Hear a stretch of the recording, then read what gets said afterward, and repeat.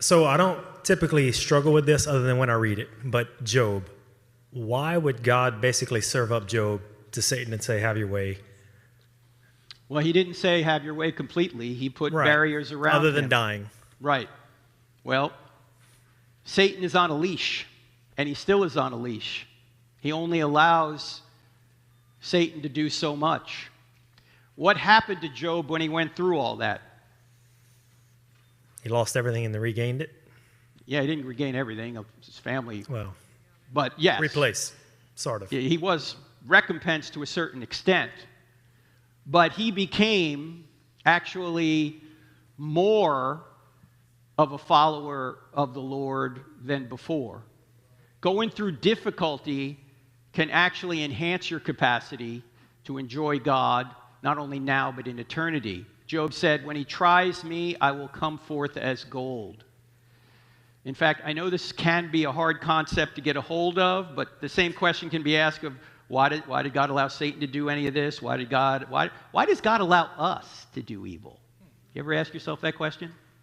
In fact, I was at Michigan State a number of years ago, and an atheist asked me this question. He said, if there is a good God, why doesn't he stop all the evil in the world? And I said to him, maybe because if he did, he might start with you and me, because we do evil every day. Yeah. You ever notice that when we start complaining about evil, we always complain about somebody else doing it?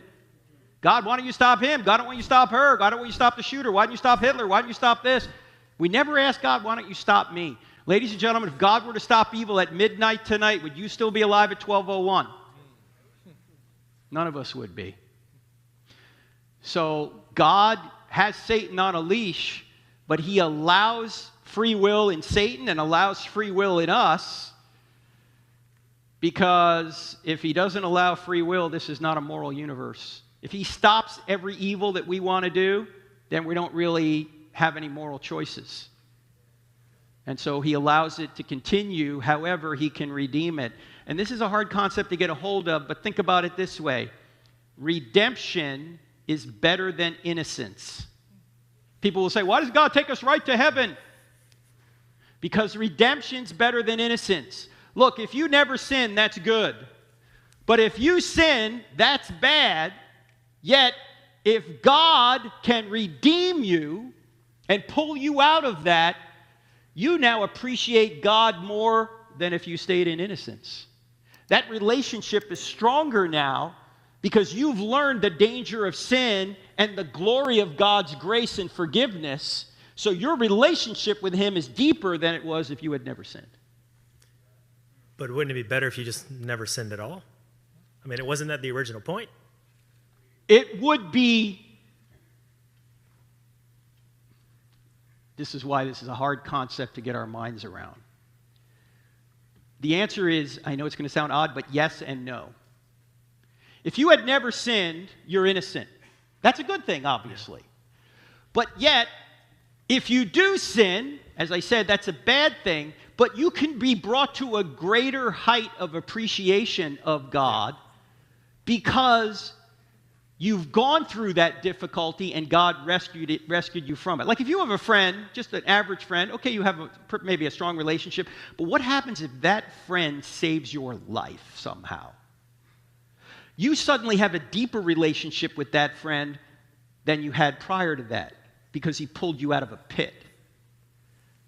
So God can bring good from evil and greater good. This is why Paul says at the end of 2 Corinthians 4, he says, our light and momentary afflictions are achieving for us a greater weight of glory that far outweighs them all. So we fix our eyes not on what is seen, for what is seen is temporary. We fix our eyes on what is unseen, for what is unseen is eternal. Translation, you're enhancing your capacity to enjoy God by going through difficulty than you would if you had never. Maybe here's another way of looking at it. Do you know people that have lived a charmed life, nothing ever goes wrong for them? How deep are these people? Do you know celebrities that get everything they want all the time? People fall all over themselves. You want your water at 41.6 degrees? Oh, I'll get it for you. Oh, you want this, you want that? What happens when they're inconvenienced? They pitch a hissy fit. Why?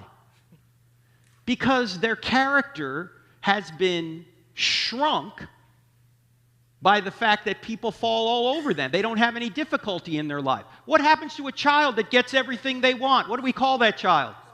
Spoiled. Why? What's spoiled about them? Their character's spoiled. You give a kid everything he wants, you're going to destroy the kid. We need difficulty in our lives, in our fallen state. We need trouble to a certain extent.